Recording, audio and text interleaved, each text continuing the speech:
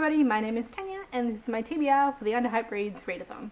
The UnderHypedReads Readathon is running from Saturday the 27th of February to Friday the 4th of March and is organised by Charlotte from Ramblings of an Empire, and I will have links to her announcement video and the Goodreads group down in the description. This I think is the 4th time that the UnderHypedReads Readathon has happened, and I've participated once before and I'm really looking forward to reading some of the books I've got picked out this time.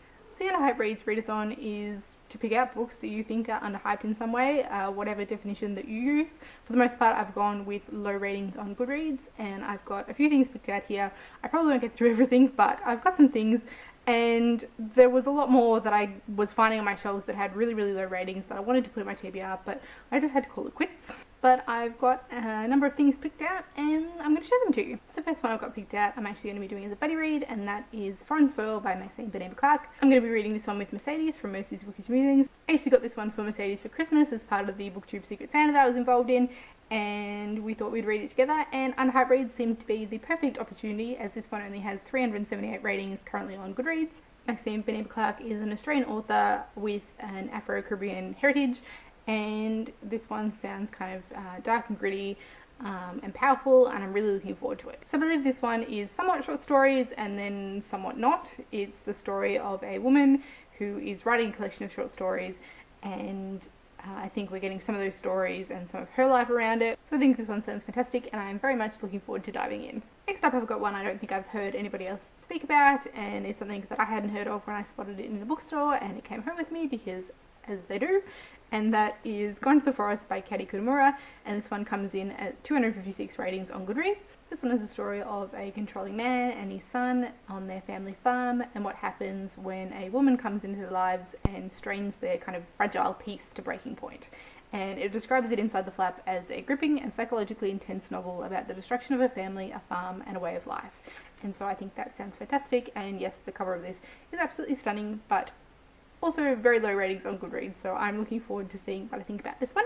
Next up I have another book that I got on the same shopping trip with Gone to the Forest, and it's another one that I hadn't heard of before picking it up and thought it sounded fantastic, and it came home with me, and that is Eat Him If You Like by Jean Tillet, and this one was originally published in French and was translated by Emily Phillips. This one is set in France in 1870 and at a time of great tension, and what happens when an overheard misunderstood comment just kind of throws everything into chaos, and how quickly people can turn into a mob. And it sounds intense and compelling, and I really want to know the whole situation around that, and I'm really looking forward to doing this one too. This one's a teeny tiny little thing, so I thought it would be a perfect choice for the readathon, and it comes in at only 335 ratings on Goodreads. Next up is something that I think I actually missed holding on my channel at some point in time, but has a very, very low rating on Goodreads, and that is Cranky Ladies of History, which is a collection of short stories that are based on different women from history. It says on the back, Cranky Ladies of History is a celebration of 22 women who challenged conventional wisdom about appropriate female behaviours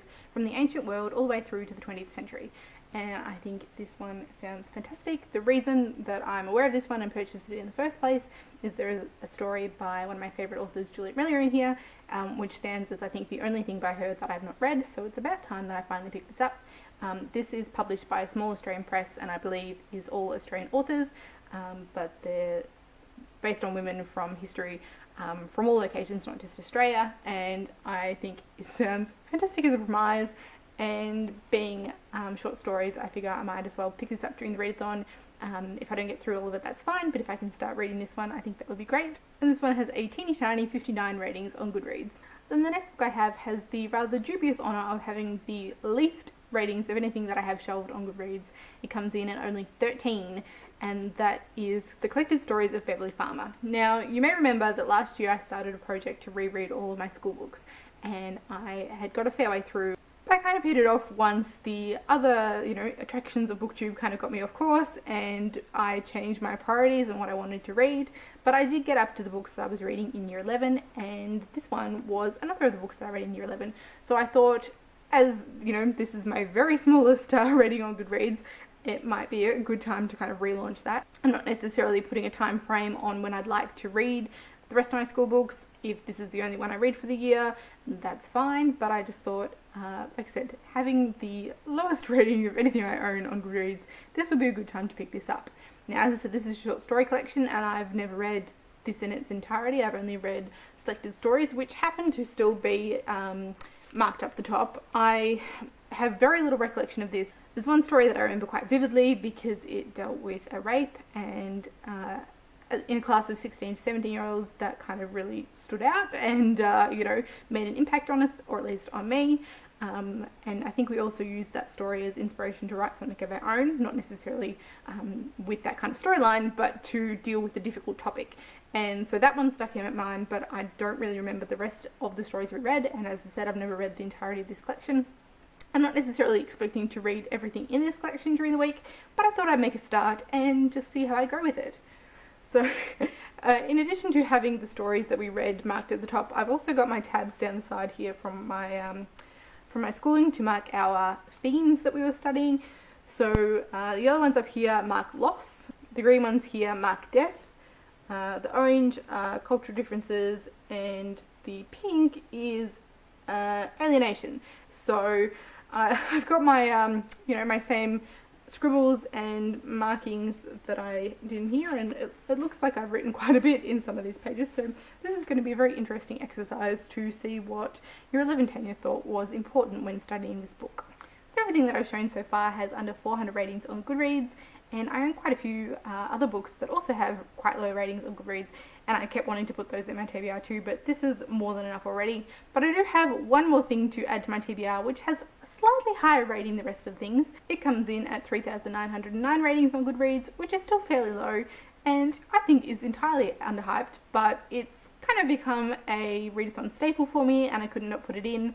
And if you haven't guessed already, that is the next book in the Animorphs series by K. Applegate. I'm up to the 5th book in the series, so this is The Predator, and the first one that is narrated by Marco. And as I said, I've been putting these in as, the last 4 readathons that I participated in as something quick and light and fun to get me reading this series again. But I totally think these are underhyped because, nobody's reading these on Booktube. Although I'm very pleased to say that Jenny from Jenny King reread the first book in the series after I was talking about them, so it's slowly but surely spreading. But I absolutely adored these as a child, and nobody I knew read them. I don't think I really knew all that many kids who read at all when I was growing up. My friends weren't really into reading, but certainly nobody was reading these, so I felt very alone at the time, but absolutely adored them, so totally underhyped, and I can't have a readathon without putting one of these in, so there's this one. So that means that I've got 6 books picked out for the readathon, and while they're mostly quite small, I don't think I'm going to get all these read, and that's okay, but they're the ones that I've kind of got as my picking list, and we'll just see how far I get. But in either case, this has been a good excuse to talk about books from my shelves with lower ratings, which is always a good thing. So if you're going to be participating in the UnderHypedReads Readathon, let me know down in the comments what you're going to be reading. And if you've read any of these ones or heard of any of these ones, do let me know. As always, thank you all for watching, and I will see you next time. Bye!